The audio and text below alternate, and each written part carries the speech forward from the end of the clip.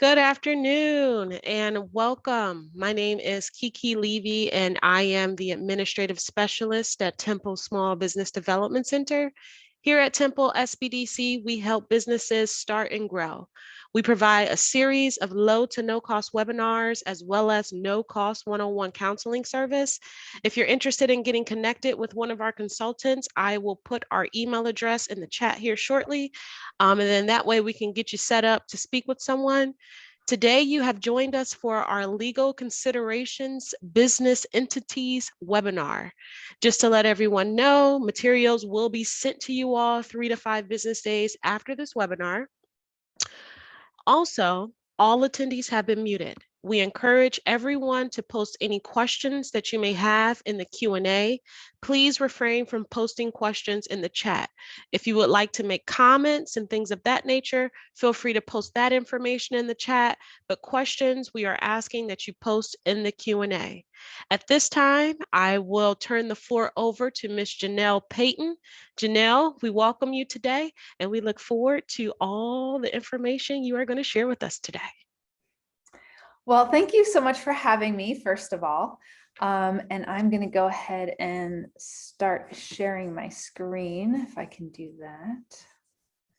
Let me just get this going. All right, can you guys see my screen? Yes. Perfect. Okay, so this is just a little bit about me. And since we're talking about foundations today, I figured I'd just quickly point out to you a little bit about my foundations. So the place I'm coming from when I'm talking today and to my clients anytime is actually I have a 4-pronged foundation to me and my business. And it comes from first starting in the practice of law in estate and succession planning. So I learned how to look at the future for my clients and figure out where they are and where they need to be. From there, I moved on to business law and learned a lot about, business law in general, but really learned what kind of documents need to be in place. What are the foundations? What are the protections that are necessary for small and medium-sized businesses? And then I went on to intellectual property, and there it all came together, and I understood how the brand of the business and the proprietary methods and the secrets of the business really play into the documents of the business, and then also play into the succession planning and what is going to happen to the business in the future, whether it's going to be sold or passed on to children. So that's 3. The 4th prong or foundation to where I'm coming from is that I was a business owner first. So I owned a construction company, a millwork company, actually, before I went out and opened my law firm. So where I come from is from a place of knowing where you stood. I know what it's like to start a company. I know what it's like to grow a company. And I know what it's like to deal with the common things that come up when you're running a small, medium-sized business. So just so you know, that's where I'm coming from when we talk today. But today, let me see. Here we go. Today, we're talking about business entities, and this is called the Foundation to Business Success. And it's really focused on what just happened. We were just in a pandemic, we're sort of working our way out of it right now. But what happened? Where are we? Are we starting new businesses? Are we starting offshoots of current businesses? Have we pivoted in the business and moved things around? So we're going to talk of the 3 main pieces of business entities and the foundation of your business. We're going to talk about entity types. We're going to talk about your federal employee identification number, and we're going to talk about governing documents. So let's get into it. First is entity types. And I have a little test your knowledge here for you guys. And I know I can't really, there's no chat or there's no ability to really have a conversation around this, but think to yourself, a sole proprietorship gives its owners protection from personal liability. Is that true? Is that false? I'll give you guys a second to think about it here.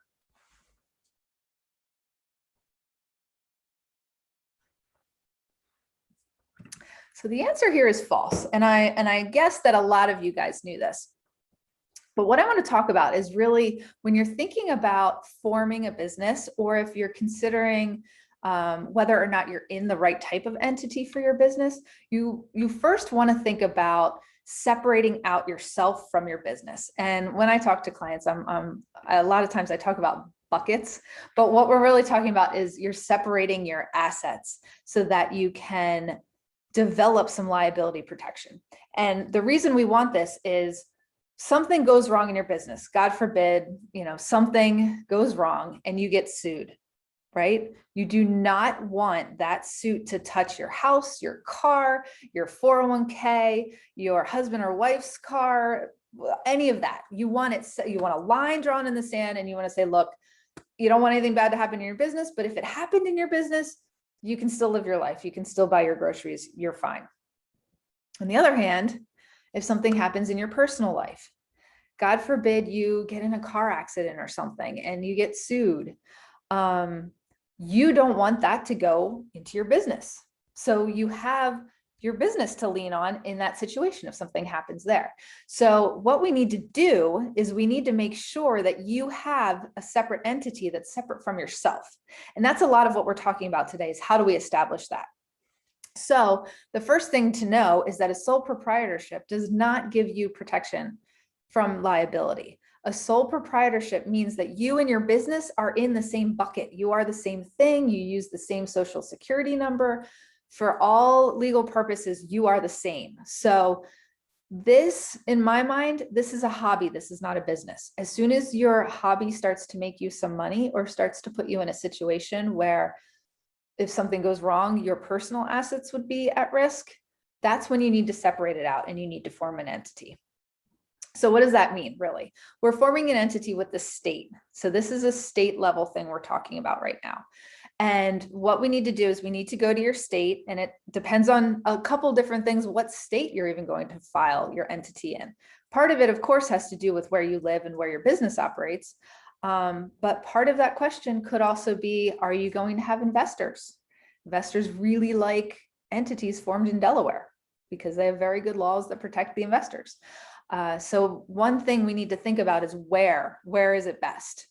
And the great thing about what I do is that I can help you with that, even though I'm based in Pennsylvania and I am licensed in Pennsylvania and New Jersey. I can help you with any state in the nation, as long as I'm comfortable with the laws in that state. So we can really take a look at this and see what's going to work best for you. I know I have a couple clients that just moved to Florida, so now we're figuring that out for them. So this is a state level filing that we're looking at making for you. So we're thinking about what state we're filing it in. And then, and I'm going to speak generally to this because state laws are a little bit different. So there are some different options for different types of entities, but pretty much every state has a limited liability company option. And that's where a lot of people go automatically. They're easy to file. They're easy to keep track of. And the great thing about them is that you can actually file your taxes in a couple of different ways, but not have to change your entity type. So if you're an LLC, you can choose to file as an individual person and it just kind of passes through on your taxes.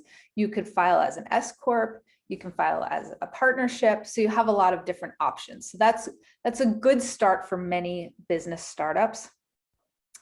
The other great thing is that, well, good and bad, there's not a lot in the laws about limited liability companies.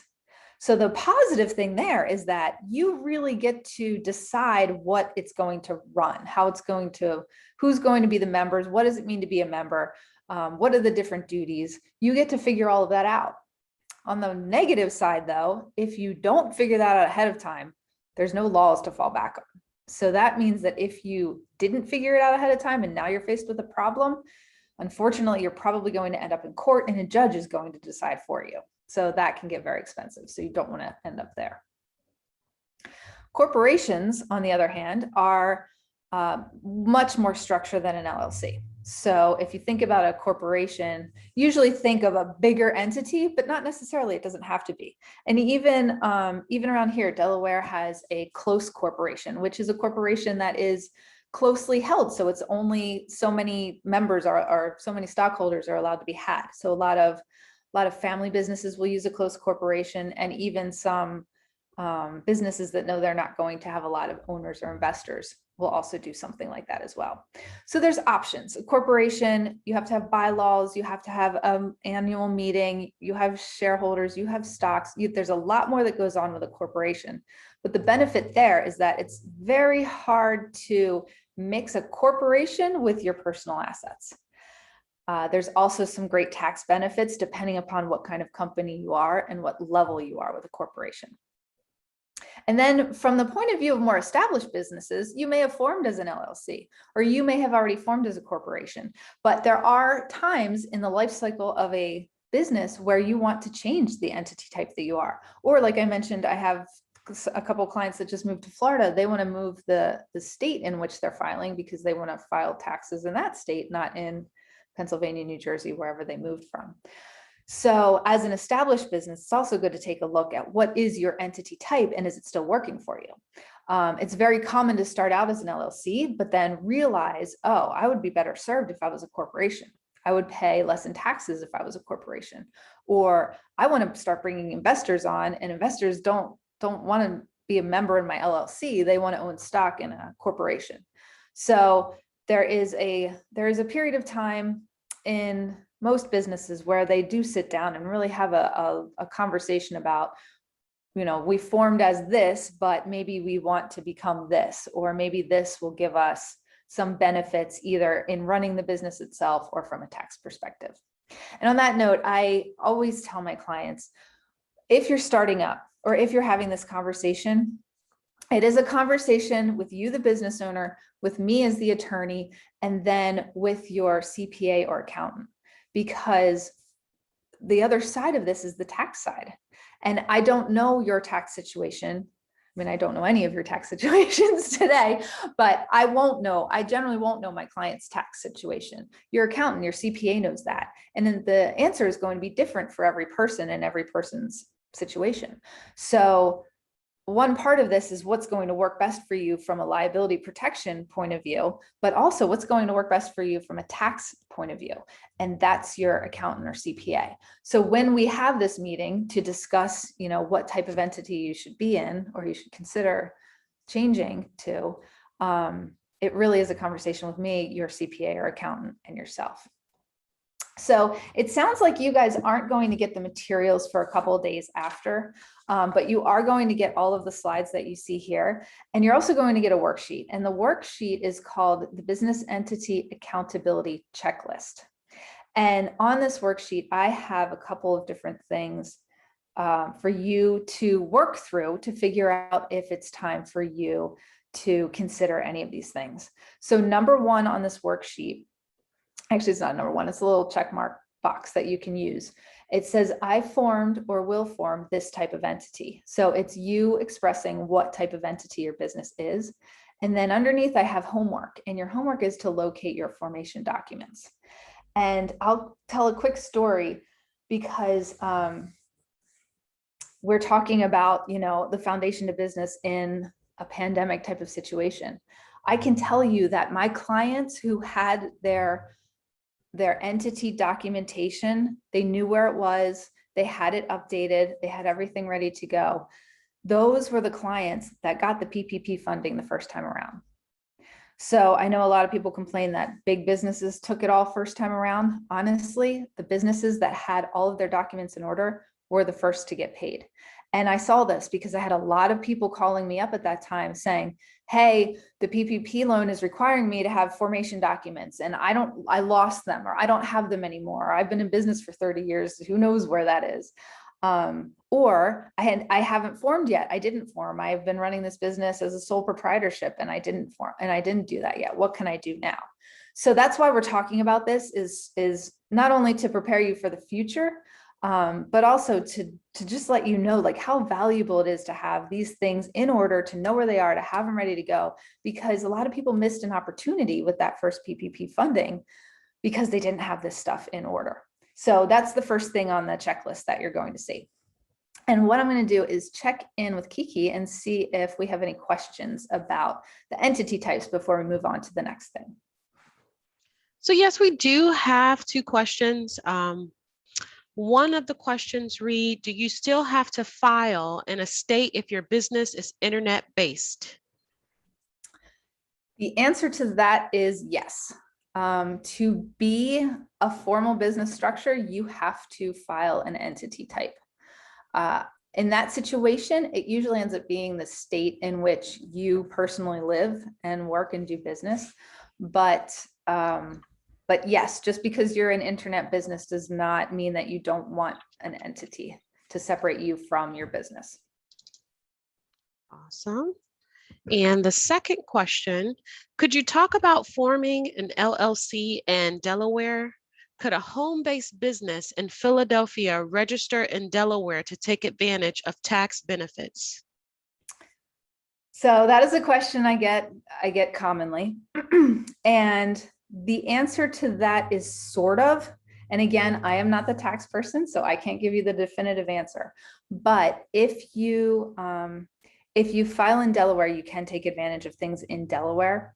Unfortunately, if you are doing business in other states, you should be filing the fact that you are doing business in other states with that state. So when it comes to tax time, if most of your revenues are generated within one state, it's that state that's going to want to tax you over another state.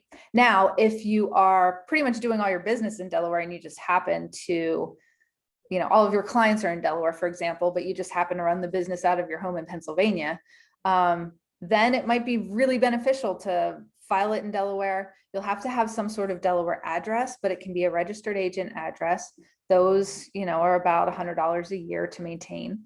But that might be a really good option for you. So I like how you're thinking strategically. The answer is going to be, you're going to have to sit down with your attorney and your CPA to really find out what's going to work best for you there. All right, and we'll do one more. Luann, she would like to know what's involved in changing from a sole proprietorship to an LLC in the state of PA. So it doesn't take too much to change. We would file your limited liability company name with the state, and there we just need to make sure that the name is different from any other company that has prior registration in the state. We file it, and then we would go ahead and do the next two things we're going to talk about, which is establish the federal EIN number and then go ahead with your corporate documents. So pay attention and we'll get into those in a minute. We awesome. Good? Yeah, we're good. All right, so we're going to move on to the federal employer identification number. Some people call this FIN, F-E-I-N. Most people say EIN. But if anyone says FIN, EIN number, or federal employer identification number, they're talking about the same thing. So the question here, test your knowledge. A federal employer identification number, EIN, is required to open a business bank account. What do you guys think? True or false?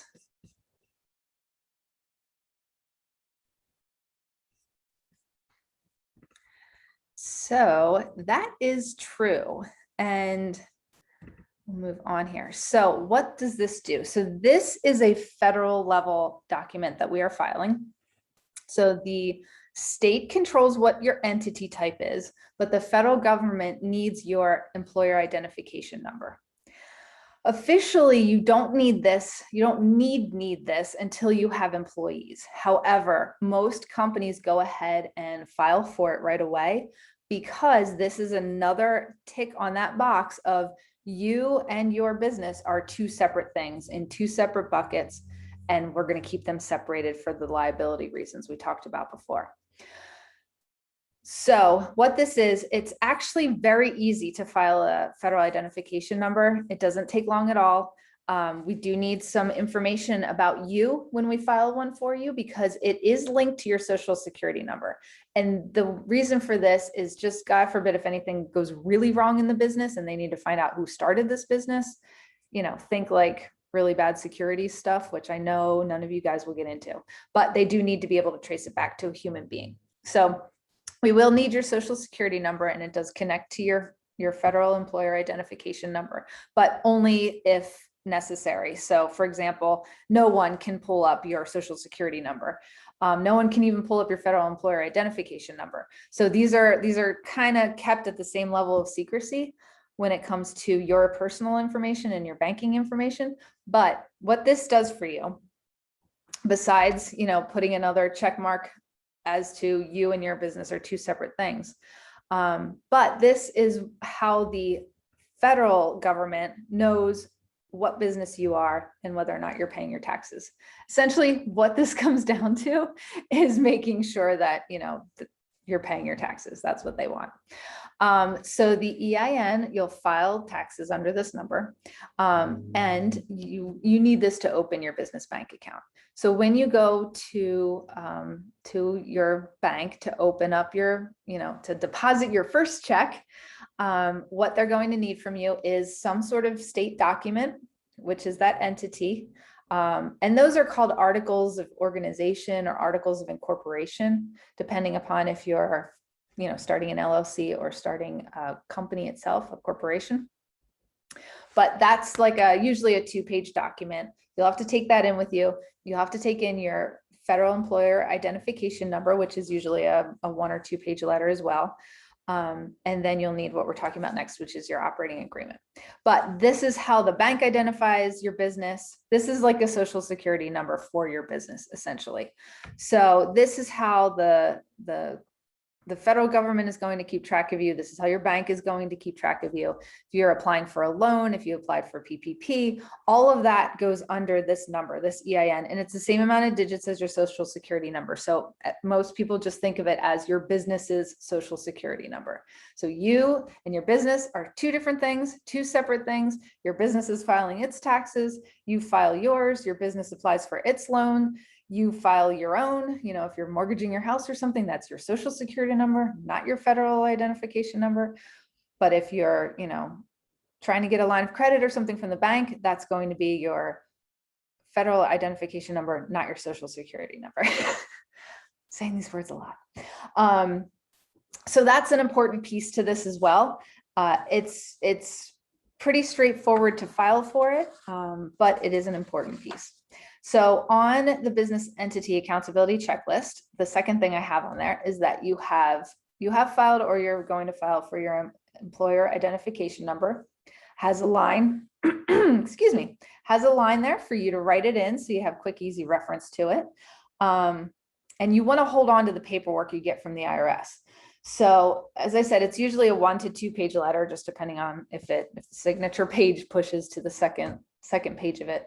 But that letter is very important. If you lose that letter, you can get it replaced, but it is not an easy task to get it replaced because it is like your social security number. They don't give it out to just anyone. So you have to go through a whole verification process so that they know that they're giving it to the right person. But again, this happened with the PPP money came out. People lost that letter. They didn't have that letter anymore. And what they needed to do was go and call the IRS at a time when the IRS wasn't there because they sent everybody home and they were trying to figure out how to forward calls. And, if you dealt with it, you know what I'm talking about. But essentially, it was hard to get a human on the phone. If you could get a human on the phone, they didn't even know how to generate the letters working from home. So it was a mess. So this is part of your foundation. This is why we're talking about this now. God forbid, hopefully we don't have another pandemic or any other disaster like it. But if you have this stuff handy and you know where it is and you've got it together and you're organized, I promise you will be able to jump on opportunities faster and better, and you'll be a stronger business at the end. And while I'm talking about it, just because I'm working on this for another client, when I put together formation documents for my clients, I give them a binder. It's nothing super fancy. It's just a little binder. I put their name on the front, but I have tabs inside and I have a copy of everything in there for them so that they keep it organized. So I have a tab for the articles of organization. I have a tab for the federal employer identification letter we just talked about. I have a tab for the operating agreement, and I will, we'll talk about that in a minute. And then I have a tab for their trademark registration and any important contracts and agreements so that they keep it, it's a good start. It keeps it all in one place for them. And really that's, if it's electronic, that's fine. If it's in a physical binder, that's fine. Just make sure you know where it is. That's like, if you walk away with nothing today, it's make sure you know where your foundational documents exist. So I'll take a break, take a sip of water. And are there any questions about the federal employer identification number? Yep, so we have 4 questions here. Melissa, she would like to know, I registered as an LLC in PA. Could I register the same business in Delaware? So you don't need to register a separate entity. What it's called like a doing business in that state. And it depends on what your goals are. So I'm not totally sure I guess I'm not sure exactly what you're asking with this question. But once you have your entity formed in one state, you don't have to form a brand new entity in any other state, but there is a way for you to register in other states. And it just kind of like connects to your registration in whatever state is your original state of registration. Hopefully that made sense. That did. Next question.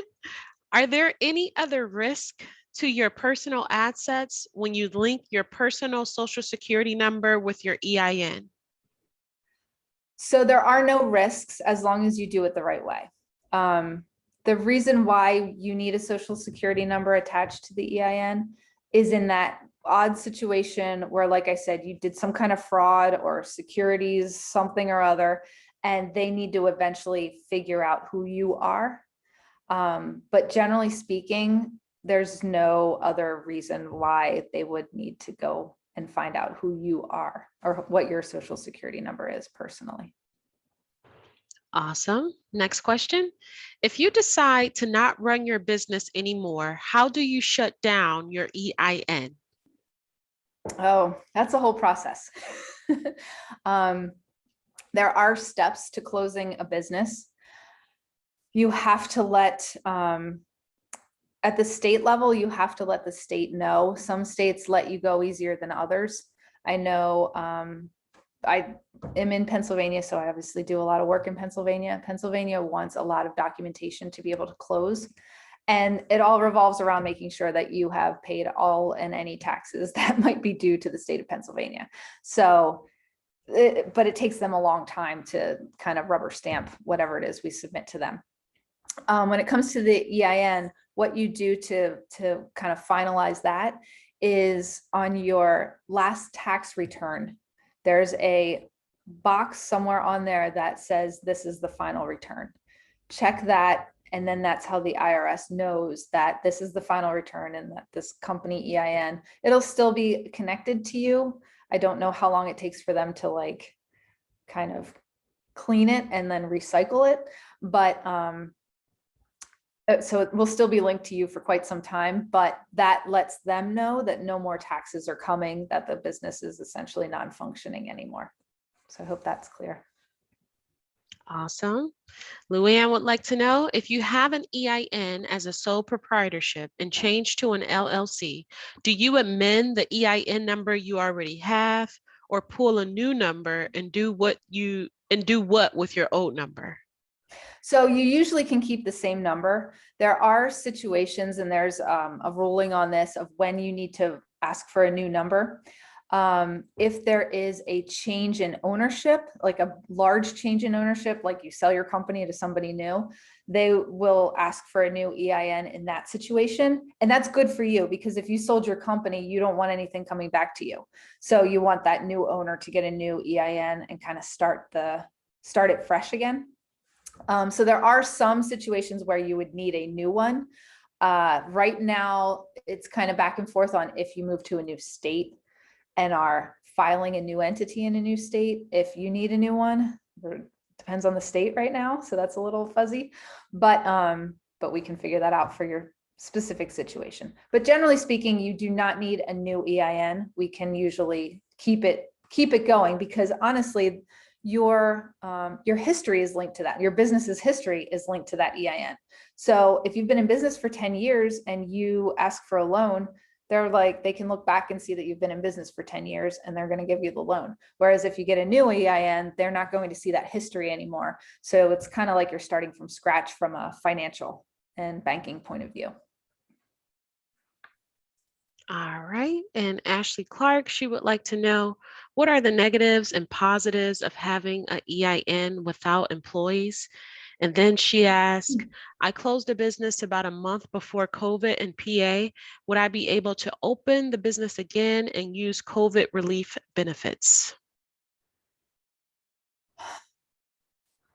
So the first question about the EIN, and if there's any benefits or negatives with employees, basically you have to have one if you have employees, just because you're filing employee payroll taxes and things like that. To not have one and not have employees, I would still have one. If you have a business, if you have any kind of income coming in that's not specifically coming directly to you as a W-2 or as a 1099 employee, then I would go ahead and get the EIN. Like I said in the beginning, it just helps separate you from your business and you have that much more protection. The second question I do not have a specific answer to. We'd have to talk probably offline and get some more information to be able to answer that. Because if you were closed during when most of the relief was offered, I don't know if you can go back in time. And I don't know if I would even know that. That might be a better question for an accountant or CPA who's very familiar with the relief efforts. So I'm sorry about that. All righty, that was the last question. Okay, well, let us move on to the governing documents. And of course, another question for you guys to think about. Operating agreements and bylaws are just templates, true or false?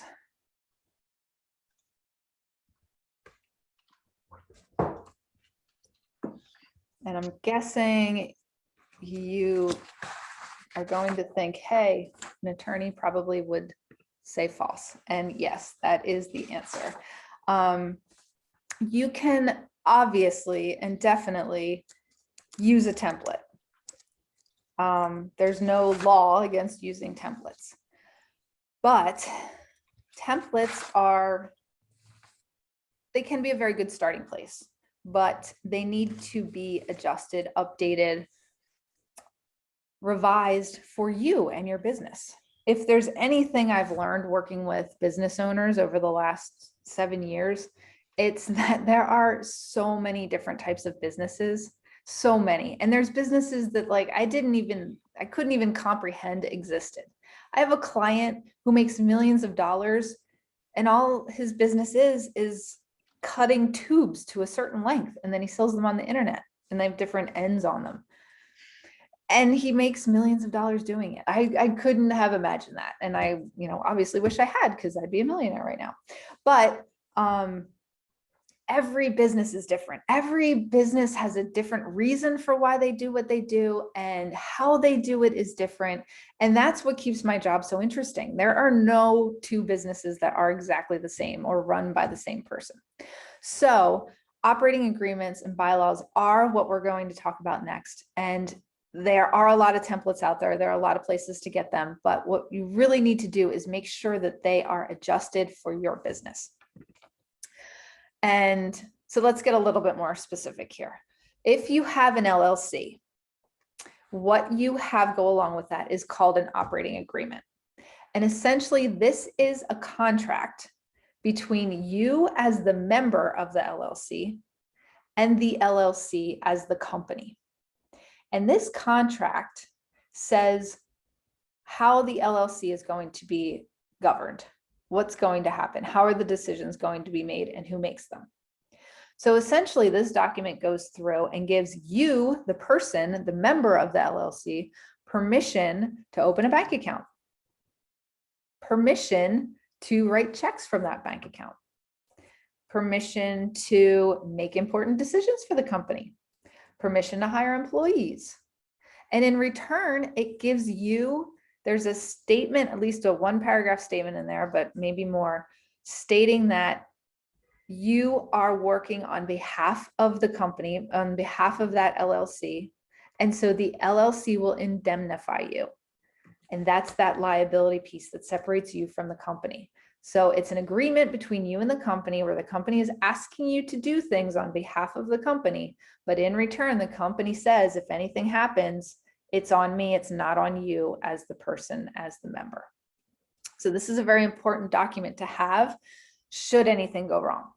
It's also very important to have if you have partners, because this explains what the different partners are responsible for and what they get out of this. What is their ownership interest? Are you 50-50 partners?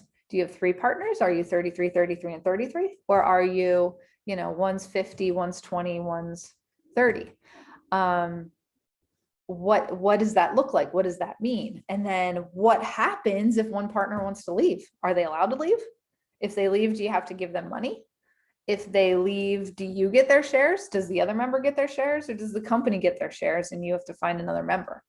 So there's a lot of pieces in this operating agreement that are different and are tweaked and are really focused on how you want to run your company.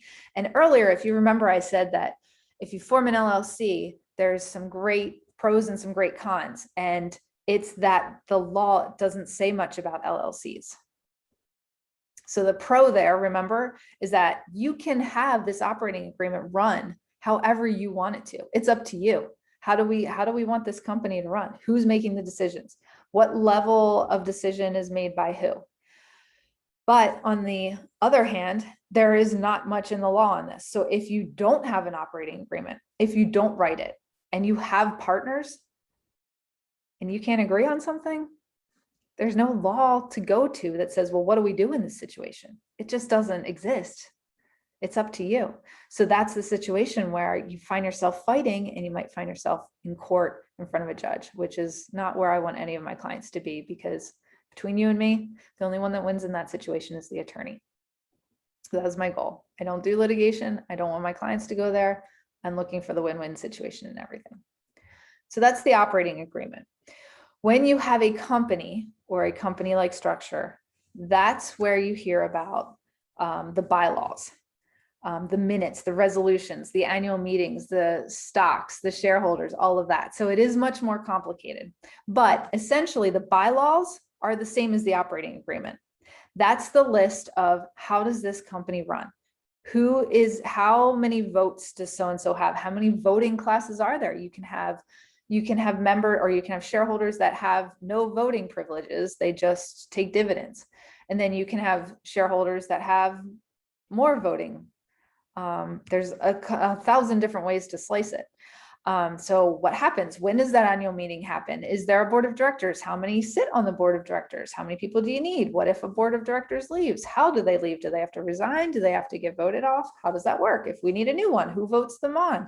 Do the shareholders vote? Do the directors vote? So there's a million little questions in there that are customizable to your company and what you need it to read, what you need it to be like. And some of those are, decisions that you want to make based on maybe you have a closely held corporation, and it's really about keeping it tight, keeping it for your family, not letting outsiders in. Or you could be trying to attract investors. So you know what? You want to attract people in and you want to make it easy as pie for them to buy into your company. So depending upon what your goals are, these bylaws can look very different. So if you pick up a template for one situation and you're trying to use it, it might not apply to what you're trying to do. And it might actually make your business grow slower. It might stop you up. And we don't want that to happen. So the minutes and resolutions piece, they become sort of like the law of your company, like the bylaws, but they happen over time. So for example, you want to hire a new president or a new COO or something. You will have a meeting with your board of directors. Let's say that's who's given the job of electing this officer. You'll have that meeting. They will make a resolution. They'll vote on it, whatever, if it's majority or super majority, whatever you decide has to agree. Once they agree, that's the resolution is written. It's sealed with your corporate seal and put in your records. So now it is sort of like the laws of your company. And they can be, changed and tweaked along the road as you need. But know that both of these documents, the bigger decisions have to be made up front. And the bigger decisions are the voting, are what happens if an important player in this passes away. or becomes unable to serve anymore. So those things you can't decide at the time of the event. You can't figure out how to vote when you're trying to vote on something. You have to already know that. You already have to have agreed to that. So it's very important up front to figure that out with you, with your partners, with whoever is running this company, so that it doesn't become an argument later on. Essentially, we're just trying to avoid any arguments later on. If it's clear, then we can proceed exactly as we intended to. So as you are growing your company and making changes, an operating agreement can be revised. They're often revised when a new partner comes in. You know, sometimes it's just you and you want to have a partner come in. Okay, that's a good time to revise your operating agreement. Or you are a partnership with a couple people, but you want to let some more in. Okay, well, now you might want to tweak some things, because now how are you going to vote if there's 5 people, whereas before there was 3 and it was easy to agree. Now it's 5 and we have to, assign everybody. Do they vote? Does each of the 5 have 1 vote? And then it's, majority wins, 3 versus 2, or does it depend on the percentages? I own 50%, so my vote means more than you who only own 10%. Maybe, I don't know. It depends on how we wrote the operating agreement. So sometimes changes have to be made as time goes on. The problem is, if you have that situation that I was just talking about, where you have 3 partners and you're updating your operating agreement to have more partners come in, getting those 3 to decide on what those changes are going to be is hard. And it gets harder the more people you have, the more fingers in the pot, so to speak. It will get more and more difficult to change the important parts. So that's why it's so important to get that right up front. So on your business accountability checklist, the third thing I have there is that you can check off that you have a complete and signed. Can't tell you how many of these I've seen that are not signed, not dated. So they never were really formally put into action. So you have a signed copy of your operating agreement for LLCs or your corporate bylaws and minutes for corporations. And then your homework with that one is to make sure you've got them in a good location, you know where they are, and review them to make sure they're up to date and reflect your company's current structure. And don't be shy. It's okay. I have clients all the time that come to me. They printed out a template. They didn't sign it. I have a client right now who's trying to add on 2 partners. They're a corporation. They formed the entity. They got the EIN, but they didn't do this step. So we're now writing we're writing the bylaws, and then we're immediately amending them to make them up to date for now. So you're going to have to do it sooner or later. You might as well do it, do it now, do it while you're starting, or, pick up the pieces now and just get it done, because you're going to have to do it at some point or other in the future when you want to make changes. So just get it done now, and then, it'll be done, and it'll be something off your mind. So I'll take a break there and see what you guys have as far as questions about the governing documents. All right, so Christian would like to know, can I form a partnership business between myself and an existing business I created? Probably, but that depends on your state. A business can be a partner, generally speaking, in other businesses. And that's how people make like holding companies, and then there's multiple companies underneath. So a business is sort of treated as its own person in that sense. Awesome. Angelique would like to know, when first opening up, is it better to start with a sole proprietorship or an LLC? Probably an LLC in that situation. When you're starting, you want to start immediately. If you know you're running a business and it's not just a hobby, you want to create that entity and separate yourself from the business. So I would say in that situation, yes, you want to form an LLC sooner than later. Awesome.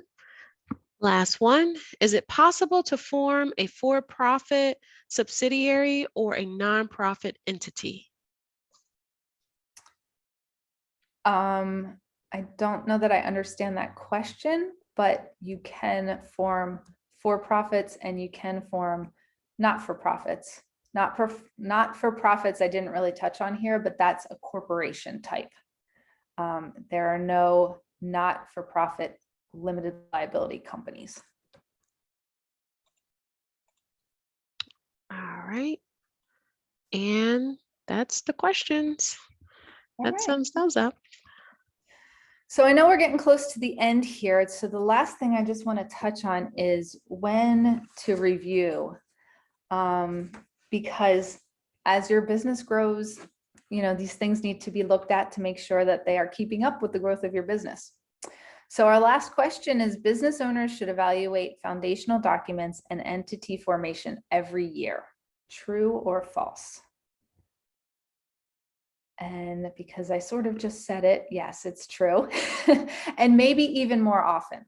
So the last question, the last two checkboxes I have on the business entity accountability checklist for you guys is that you've reviewed everything with your CPA and you've reviewed everything with your attorney.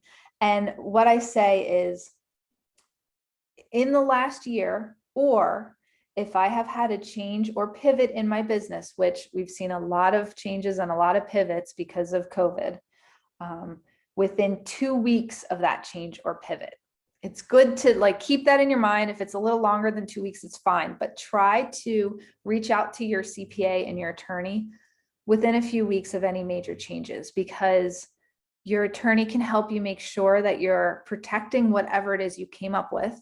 And your accountant and CPA can make sure that there isn't going to be any tax surprises at the end of the year. Or maybe there's an opportunity that you can now take advantage of that you couldn't before. So you really want to keep your core team up and keep them knowing of any changes that are going on. And then here on this slide, I just have every year ask yourself, and this is just kind of like to jog your memory. Did you change locations? Did you start operating under a new name? Do you have a different way of doing operations? Any new ventures, any new collaborations with people, new products, new services, or even tweaking of current products and services? So this is just kind of a little list that you'll have to jog your memory at the end of each year. So that's all I have for you guys. If there's any more questions, I'm happy to answer them, but I appreciate you coming, and hopefully I've given you guys some good information today. If you want any more information about working with me, I do offer what we call our strategic legal solutions, which is our proprietary method of taking clients from kind of this unknown, unsure up to being very protected and very secure and able to sleep at night because they know everything's being taken care of. And we include all of the privileged deterrent client communications, and we also include work time. So it's a quarterly subscription program that we have that's pretty affordable, and our clients seem to love it to really get from point A to point B in a very organized way. So if you have any questions, feel free to have a consultation with me. And if there's any other questions, I guess let me know, Kiki. Awesome, awesome, awesome. What a great presentation, Janelle. Thank you so much for providing all that knowledgeable information to us today. I think everyone found it very useful and helpful. As you all start to put your questions in the Q&A for Janelle, I just posted a link to our 1-minute survey in the chat. We ask that you guys provide us with feedback so we can continue to offer these webinars to you all at no cost. I also posted a list of some of our upcoming events. We have a wonderful business resiliency series starting up on June 3rd. So make sure you grab those links and get registered for that event. And we'll wait around for a second to see if anyone has questions. Janelle, she just posted her email address in the chat. So if you want to reach out to Janelle about consulting services, please make sure you grab her information. We will send out her information to you all 3 to 5 business days after today's event. Looks like we just, oh, well, you're welcome, Luann. Yeah, well, it doesn't look like anyone has any questions. I can't believe no one has questions. I think we answered quite a bit of questions when does already. The holiday weekend start? It starts tomorrow at 1 o'clock. I am super excited. It's like the first weekend that we've really had, with people being vaccinated and, just kind of just being able to get back outside and like enjoy the weather and maybe like the beach and stuff like that. So I'm looking forward to this weekend. Looks like Ashley has a question. If you have several businesses you want to open, what should you do? Well, go ahead and open them, Ashley. It really depends on the business types that you're opening. If they're all similar or fall in a similar industry, then maybe we want to have a holding company with all of the separate branches in it. If it's completely different industries, we might want to break it up and just have it be very separate companies, but can definitely sit down and talk you through that. That's also, again, another conversation where we'd have to bring the CPA, the accountant in to know what the tax consequences are going to look like with that as well. Awesome. Angelique, she made a comment. She says she wants to learn all the business lingo. Well, Angelique, if you send Janelle an email, or if you send Temple SBDC an email, or even fill out an application on our website, we'll be able to teach you all of the lingo that you will need in order to be a successful entrepreneur. Ashley, she wanted to know, should you open one name with several fictitious names? Maybe one business with several fictitious names? You could. It really just depends on what your goals are with marketing, because the fictitious names are more brand names. So if it applies in your situation, that you would have, like think of like a snack company. The company is whatever the company is, but then they have brands and different names for each of their types of snacks. Like they might have chips and they have different names for their different types of chips. And then they might have, I don't know, cookies or something else.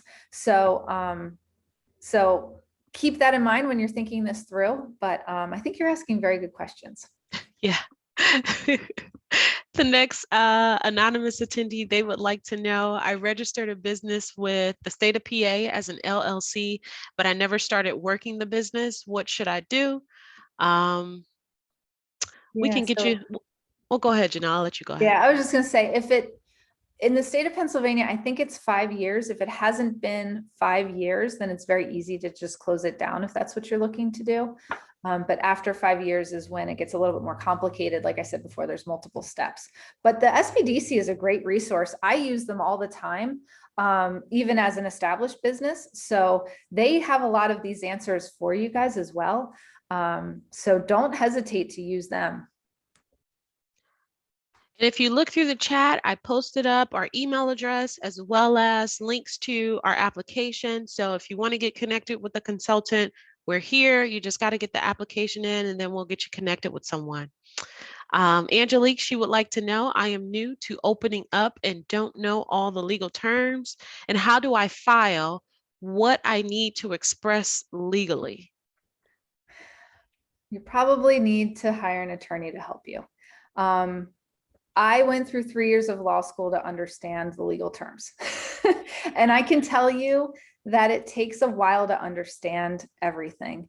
I am not from a family of attorneys. I was the first person in my family to go to college. So I didn't come from a place of already knowing pretty much anything. So it took a while to really wrap my head around this. And that's why I started out in the beginning talking about the 4 different kind of pillars that I've built my business on. And it really all comes together because I was also an entrepreneur. So I understand the questions that you're asking. And I know that you feel like you should be able to understand this, and it's your business, and you should know all of these aspects. And you know what? You can know all of these aspects, but it just takes so much time. So what I've learned as a business owner is that if I can delegate some of the stuff that I have on my plate to people who can do it better, faster, whatever than me, and I trust those people, then that is really the best way to grow my business. So I would encourage you to don't worry about learning all of the nitty gritty of legal, and find someone that you trust to work with and hand it over to them.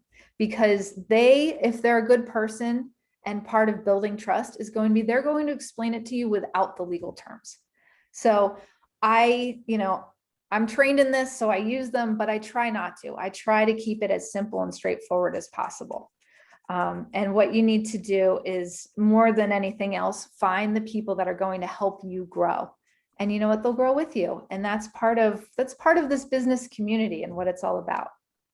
That was great advice, Janelle. That was absolutely wonderful advice. Because I know a lot of people, they tend to feel overwhelmed in the beginning stages of starting up a business. So that was really awesome. Thank you for that. To Sean. Sean, he has a question, or she, I'm so sorry if I got your pronoun wrong. Do you recommend keeping the business entity separate when working with the government as a contractor? I don't know what the business entities are that you're mentioning, whether it's just working with the government versus working with B2B or B2C. But sometimes, yes, it makes sense to keep them separate.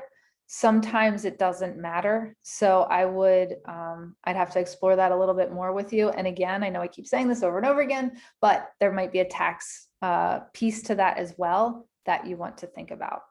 I know that a lot of companies right now are splitting off their software. If they have software or any kind of digital products, they tend to separate that off from services, because those pieces of the company will sell for a much higher multiple than services companies will. So another way to look at this is, as you're growing something, what is the end goal? What is the end game?